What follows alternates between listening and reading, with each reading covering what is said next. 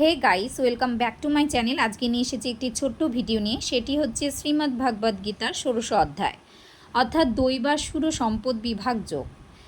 তবে শোনো, শ্রী ভগবান কহিলেন, চিত্তশুদ্ধি, জ্ঞান নিষ্ঠা, তপপ্রফুল্লতা, দানব্রতী, শান্ত যজ্ঞ নিষ্ঠা, সরলতা, তেজ, ক্ষমা, ধৃতি, শৌচ, অবিরোধ ভাব, অহংকার তত্ত্ব, যত মৃদুতা স্বভাব, সর্বভূতে দয়া, শান্তি, লজ্জা, সমদম, দৈব সম্পদ সঞ্জাত, অতীব উত্তম, দম্ভ, দর্প, অভিমান, কর্মে আরম্ভ, নিষ্ঠুরতা, অজ্ঞানতা থাকিবে যাহার, এসব অসদ গুণ অর্জুন সুজন, আসরি সম্পদ জাত ব্যক্তির লক্ষণ, মোক্ষের কারণ যত, সব দৈবীপদ, বন্ধনের হেতু যাহা আসরি সম্পদ, করিও না শোক তুমি হে পাণ্ডবার, দৈব অসুরে সৃষ্ট এ বিশ্ব মাঝার, অসুর ভাব বলি শুনো পার্থ পুনরায়, অসুর প্রকৃতি হয় এ ভবে যাহার, প্রবৃত্তি নিবৃত্তি জ্ঞান না থাকে তাহার, অপ্রবৃত্ত রহে সদা নাহি সদাচার,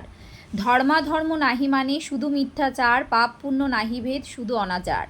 কটু বাক্য লোভ দেশ মনে করে বাস, এই রূপে পাবে শান্তি মনে করে আস, অজ্ঞান কুমতিরত মানব নিচয়,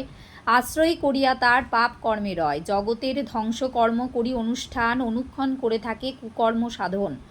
দুষ্পুর কামনা যত মনে মনে গণি, দুষ্টু গর্বী মদমত্ত সেই সব প্রাণী,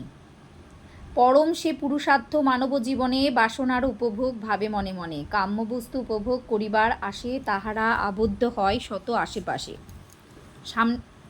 অর্থের সঞ্চয় করে অন্যায় উপায়ে, ছলে বলে চৌজ নাহি সংকুচিত হয়ে, এক বস্তু লাভ করি ভাবে পুনর্বার, মনোরথ সিদ্ধি হবে পেলে শতবার, সে শত্রুরে করেছি আমি আলয়ে নিহত, আবার করিব হত শত্রু আছে যত,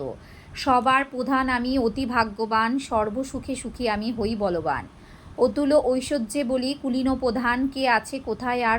আমারও সমান, আমি যজ্ঞ অনুষ্ঠান করি সম্পাদন, প্রতিষ্ঠা পাইব তাহে ভাবে সেই জন, এই রূপে অজ্ঞানেতে হইয়া প্রমত্ত, চিত্তের বিক্ষেপ হয় সদাই মোহিত, কামভোগে সমাসক্ত সদা থাকে যারা, নিপতিত নরকেতে হয়ে থাকে তারা, তারা নহে কারো কাছে বিনম্র কখনো, অহংকারে মত্ত তারা থাকে সর্বক্ষণ, যজ্ঞ যাহা নামে মাত্র অব্দি বিহিত, তাহা অনুষ্ঠান করে দম্ভের সহিত, সাধুজন গুণ নাহি দেখে অহংকারে, নিজে ভালো মনে করি দোষে সাধু নরে, নানাবিধ অত্যাচার অতি পাপাচার, সাধুদের প্রতিপক্ষ বিদ্বেষটা আমার, তির্যক জনিতে জন্ম হয় বারবার, পাপীরে প্রদানী ফল নিজে আমি তার, কাম ক্রোধ লোভ তিন নরকেরও দ্বার, নিজকুলে জন্মলাভ ঘটাই আত্মার, মুক্তি মার্গে আরোহিতে বাসনা যাদের, ত্রিবিধ রিপুরে জয় কামনা তাদের, কাম আদি নরকের তিন দ্বার হতে, যে সাধু পারেন সদা বিমুক্ত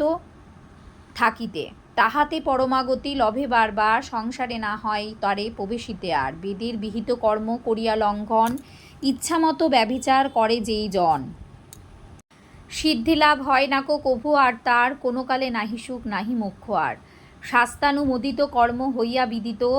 এবে হও অনুষ্ঠানে ভার অবহিত, সম্পদ বিভাগ যোগ সরল ভাষায় রচিলেন পশুপতি ১৬শ অধ্যায়। ধন্যবাদ।